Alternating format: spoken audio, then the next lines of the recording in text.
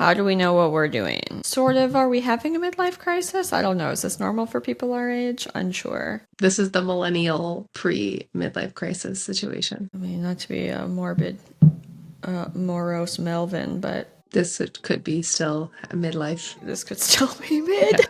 Welcome back and happy Tuesday, turkeys. How long have we known each other? We've known each other for 2 decades. I am not apologizing for who I am or what I like or the people that I love. How do I be a wife? How do I be a mom? And how do I be myself and all of that? You didn't see that coming, did you? Good morning. Why is my eye itch? Because my hand's in it. Trying to get our mind right, get our intentions, get some caffeine so we can plan our life and our goals. I don't know. It feels like we were in a vein of life topics, big life questions. But I did not wake up very love and light this morning, so I'm really trying to channel some energy. It's just where we are. I am good at goal setting and breaking things down into smaller chunks. I think that's something I'm pretty decent at. However, what I'm realizing lately is I feel as though I could have 500 different goals of 10 to 15 year plans, and they could look 100 different ways and go in a million different directions. And I sort of have felt like I'm spinning my wheels trying to decide the big picture movement, and then okay. Does that make sense? It does. Yeah. No, it's there's all these things that you can write down and kind of break out and break down a little bit more, but it's like, then okay, that's great, but then what do you do with it? Because there's so many different paths you can take, there's so many different starting points you can take. Where do you even want to be taken? It's like, that's kind of where I feel like I'm at in life. Like, where do I even want to be going down the path? So yeah, how do you, it's feels like being at a fork in the road, and then there's so many options and they all go completely different directions, and it sort of feels like once you get on one path, it would be a real traverse through the jungle to try to hop over to the other one if you said, oh wait, never mind. And it's not just a fork as in like a Y, it's like an actual fork with at least 4 prongs in 4 different directions. It's a multi-prong situation. It's so true. Also, sorry if the term fork in the road is triggering for anyone, because I still sort of have some heartburn about it. What fun. That was the OG email. The email that began the emails. Oh, okay. I see. I wasn't on those emails, so that makes sense. These damn forks, they're everywhere, man. That's interesting. But yeah, it's, again, I think it's in a, when we're in our 20s, I feel like it's pulled back a little bit more and you don't see as many paths, or maybe you just focus on one more easily. But now that we're older and we've gotten more experience and we've gotten exposed to different things, life happens, external factors happen, you evolve as a person. So it's like, what do I actually want? Like, I've been on this path for so long because that's what I thought I wanted maybe 10 years ago. But like, what if I've changed? Or what if life circumstances have changed? Now, which other path should I take, if any? Mm-hmm. And how do I focus on making that happen? And what if I make the wrong decision? Yeah. Yes, I think that's the big one, is what if it's the wrong choice? Mm-hmm. I think that for me, when you're, one, I want to talk about this today because there have to be other millennials in our age bracket that feel this way.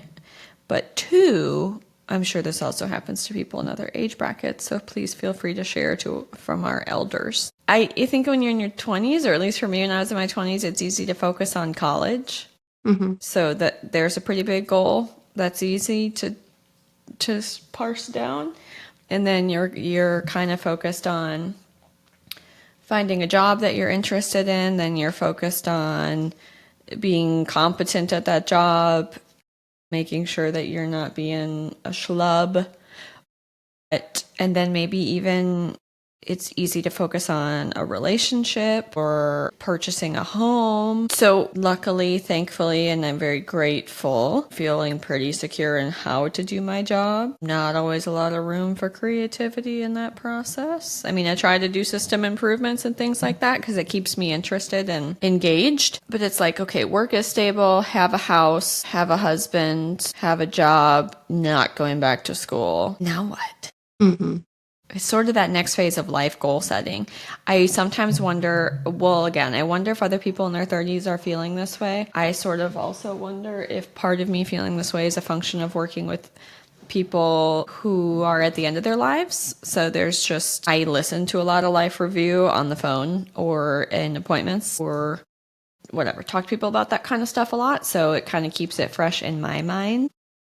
I also work with a good spread of age groups. So I've got people that I work around that I talk to a lot who are much closer to retirement than me. I don't know. So I think maybe some of it is just maybe I'm like having some of those exposures, which I'm thankful for, but they kind of also make me realize life isn't guaranteed. And what do I want life to look like? And I guess personally for us, we bought a piece of property in North Carolina, and we've talked about wanting that to be a retirement, home and wanting to move up there and slow down and things of that nature. But then we were sort of talking and looking around and thinking, one, I have no idea what the world will look like when we're 65. Is there even a guarantee we live that long just as a, feature of life, or be healthy enough to enjoy it?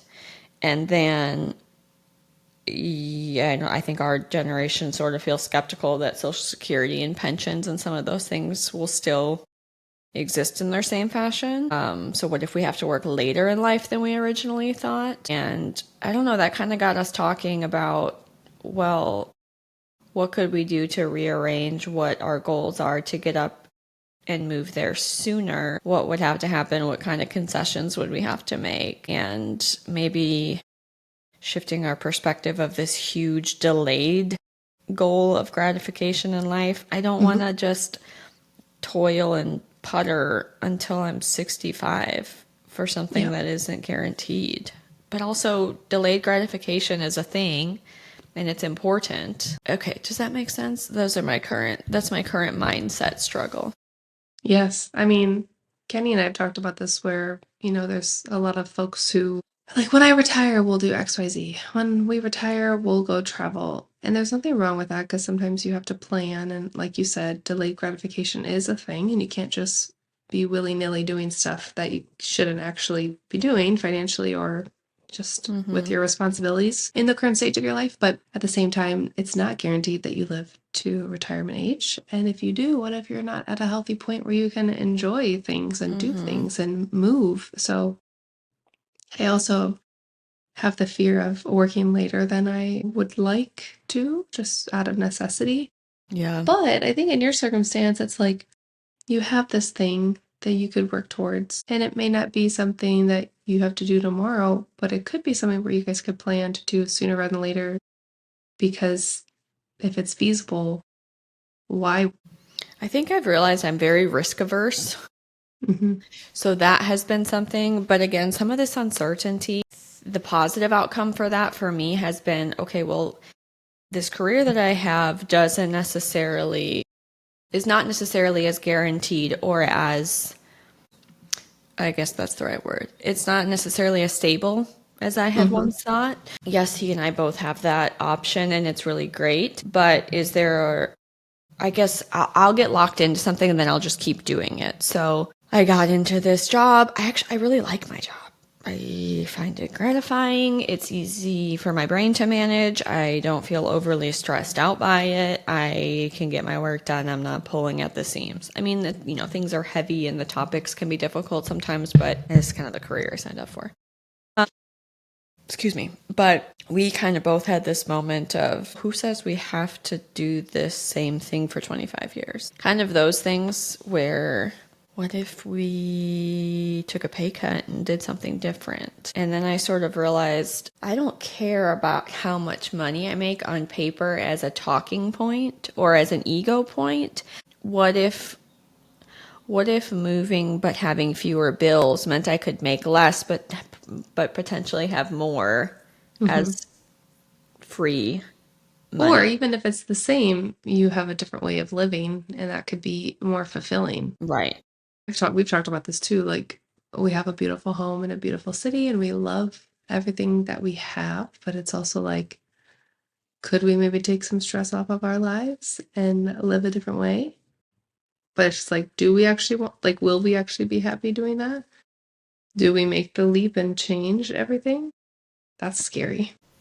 Yeah. I kind of get these random. I also have the problem where I get random urges to sort of throw everything in the air and do 52 pickup. I am happy my husband isn't that way because I don't know that we both need to be chaos agents all the time. But yeah, I think that's the thing too when you sort of feel like you got sold a lifestyle or an idea, and then you sort of realize we're doing a lot of stuff to earn money, to pay for things, and live in a house in a certain area.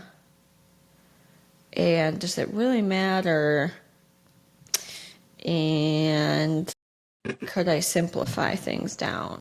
Well, yeah, you just get stuck doing like the job thing. You just, even if you love your job, you don't think about doing anything else because you get comfortable and you just keep going and you just follow the path, whatever that looks like. And then you're all the way in the middle of it. And then you look around, and you're like, oh wow, is this what I wanted? Or like, is this what I want now and in the future? Because maybe you did and then it changes. Mm-hmm.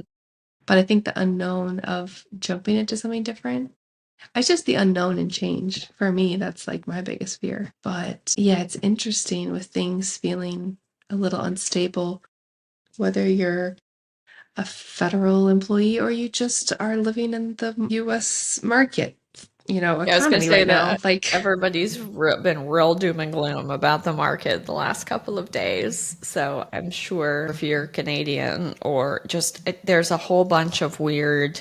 There's just a whole bunch of weird stuff going on that I don't even fully understand. But I know there's just sort of a generalized unease because there are some uncertain things happening, which could just be a feature of positive change and growth. I don't necessarily think it's all doom and gloom, but I do think it's a good opportunity to look around and do an inventory and figure out what your goals are as a not even goals, your values as a person, as a family.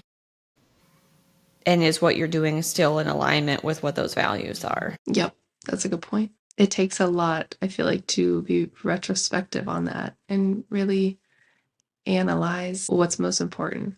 Especially as we get older, like, especially now that we have a son, it's like everything shifted when he was born. Yeah. Whatever our priorities were, 100% different now. I mean, life looks 100% different. So it's interesting how things that you expect to change your life and then things that you wouldn't expect to change your life can completely, I don't want to say derail, but almost like just change your perspective so much that now you're questioning everything. And maybe it's not a bad thing, but it's just like, let's reevaluate maybe and see how we want to live for the rest of our lives. Like, how do we truly want to live and be happy? Because at the end of the day, it's not about the things or the place or the stuff.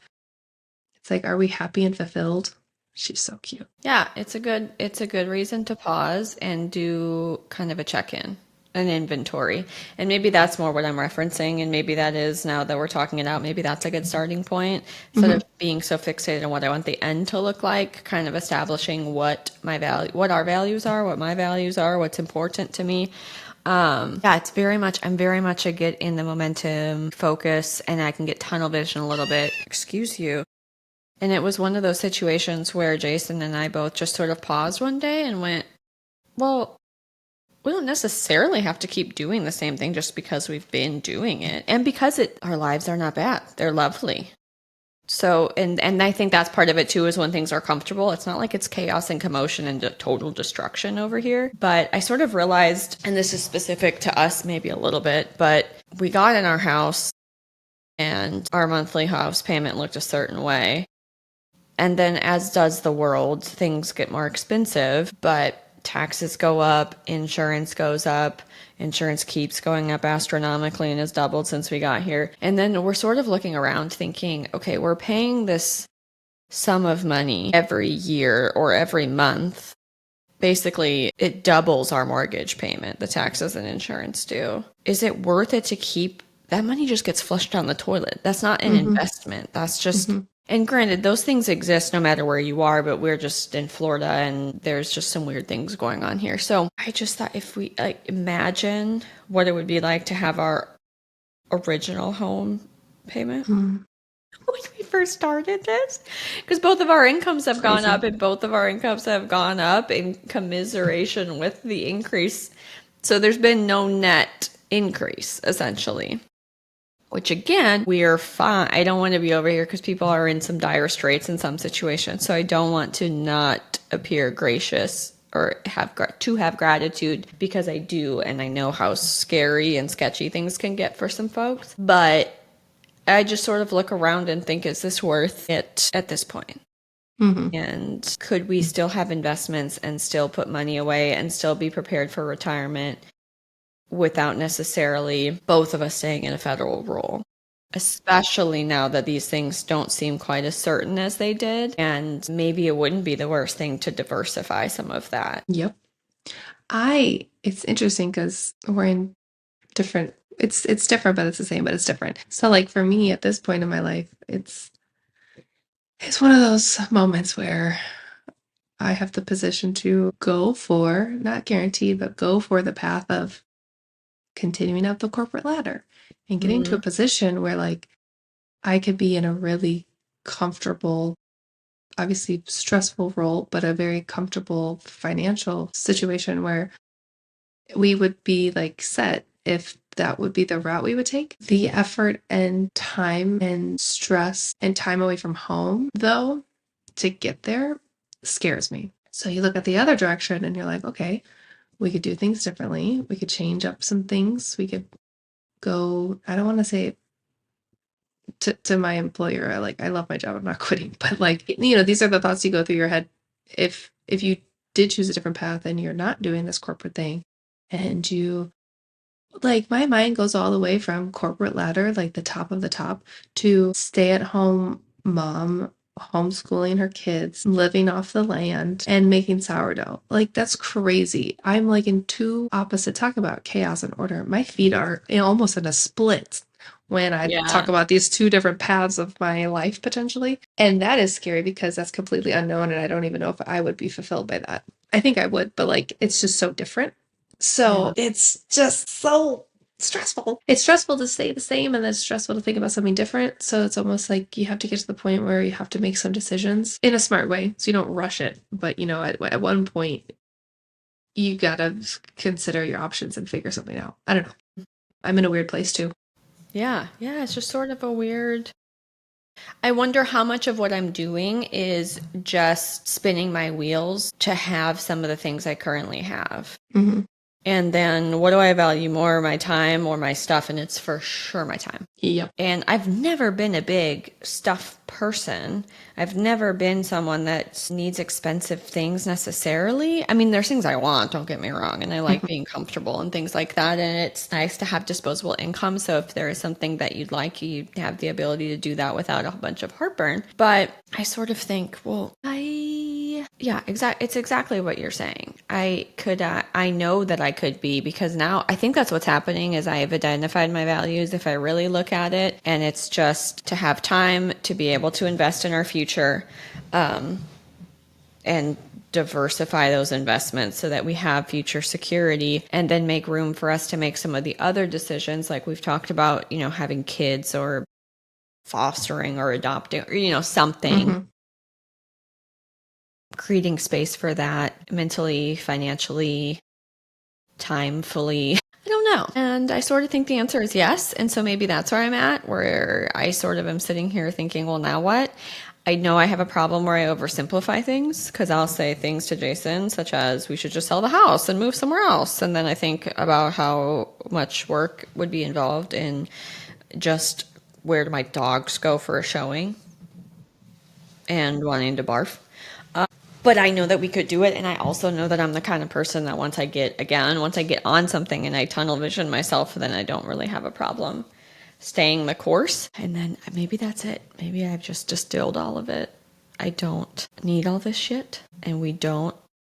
Now that he and I have both sort of popped the cherry, as it were, on saying, well, why do we have to just stay here for our whole careers? Why can't we look at options? And me identifying that I would take a pay cut. I would even work in a different role within my same agency. And there are options for that, probably.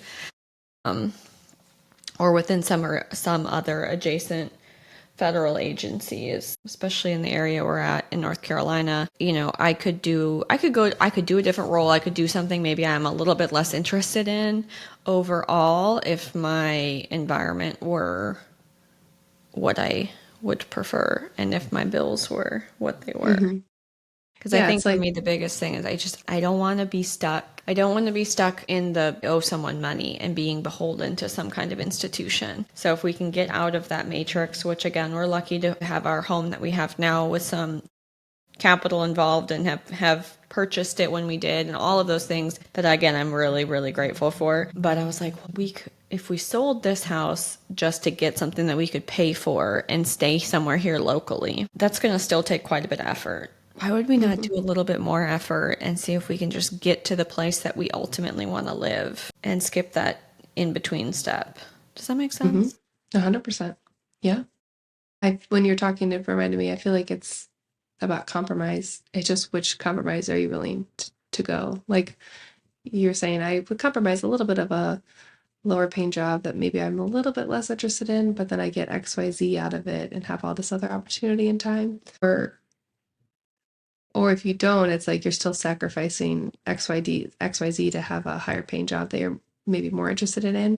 But it's like, well, which one's more important to me? Like weighing the balance of where do I have to compromise? Because it's not perfect and it'll never be perfect. And you can't it's hard to have all the things that you want all at the same time. Freedom, money, time, like that. There's always some sacrifice there. I think I'm starting to realize that my time is the most valuable resource. Yeah. And I do think a lot of that is a fixture of seeing people with chronic illness,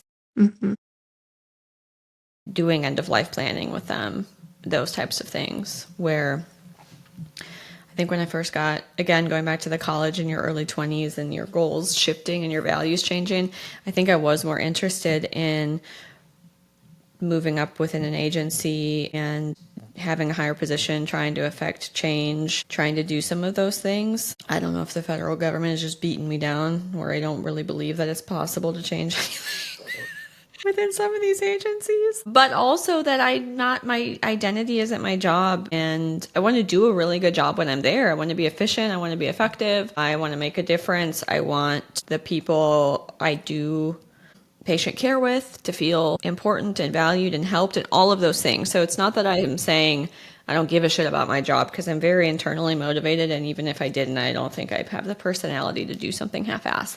Now that I'm settled in a job and all of those things, my value has shifted from where it was when I was younger, of imagining myself moving up the ranks and maybe doing something more, I don't know if that was ego or what, but I've shifted my career success as being important to valuing my time above everything. And so I think I'm just kind of sitting here now thinking, well, now that has changed, what do I do? And what can I change to make my circumstances more in line and supporting of my values? Yeah, that's a big next good question that I don't have the answer for. I wish I could just tell you. Good thing to ponder for all of us, probably. Yeah. What about I know you had big shifts when your son was born. I mean, yeah, it's hard because I feel the same exact way. I think my time is more important than anything, but I also have this, and I don't know if it's my ego or I don't know if I say that it's for him or if it's my ego, but I'm like, we have a beautiful house that we specifically bought to raise a family in. And so I don't want to give that up, but also we could give it up to live differently. You know what I'm saying? Yeah. So, I mean, it's like we're fine, but also it could be so much easier, different in a different situation. Yeah. But like we specifically planned our life for this and for kids and for a big house that we can fill up with fun and memories and family. So it's one of those things where it's like, I don't want to give up this, but I also want more time. Those don't align right now. So I got to do some soul searching to figure that out. Yeah. Yeah. I can see that. I mean, things happen and life keeps shifting. So I feel like talking through it and writing things out and evaluating it as a family and the values, I like that idea a lot. Like sitting down and like, what is our values? That way you can kind of, hopefully as time goes on and maybe you pray on it. Just like maybe the cloud kind of dissipates and you kind of things seem more clear in the hopefully near future, because you don't want to wait forever. Yeah. And I don't know, I mean, the general rule of thumb, at least in my world, is not to make major changes after a huge life. Not to make a major decision after a major life change, which usually when we talk to people, it's about a death or a divorce. But I think that it can still apply when you've had a major life change of having a kid, because it's like we talked about on our childbirthing episode. It's a really good thing and it's a really cool thing, but you still are, even if you're not mourning the loss of the life before children, there's still a shift. Like there's still a major upheaval. So is it maybe a good thing to kind of let the dust settle on that? And like you said, pray on it, talk about it as a family, reestablish what your values are, give it a little bit of time to let things settle and see if you still feel the same, and then kind of go from there. Yeah. Big topics. Big life questions. This is a millennial midlife crisis for sure. No, and I don't think that they're ever going to go away. I know, that's the crazy part. I mean, I'm certain every phase of life has these. Which is just joyous to think about. I'm just kidding. I sort of do. I mean, I enjoy a challenge. And I change. It is fun when you figure it out or when you feel confident or at least mostly confident in whatever decision you're making. It's kind of fun to take that head on and as a team, like go for the challenge and rise to the equation. I totally feel that. It's just like the pre part is scary and unknown. Yeah. I think the fear of regret is the big thing too. Yeah. We just talked about that last week. I know. Yes. I don't want to get stuck worrying what if when I have no control over it.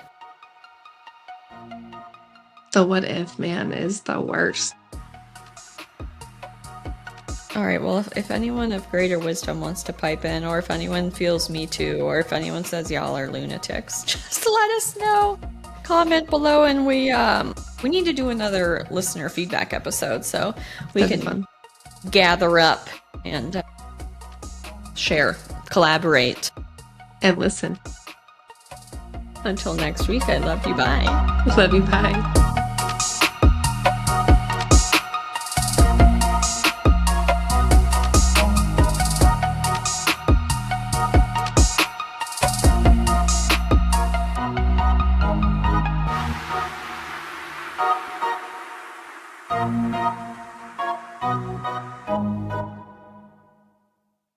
Tattoo goes perfectly with your shirt. Thank you. It was a real vibe and I wanted to embody it today.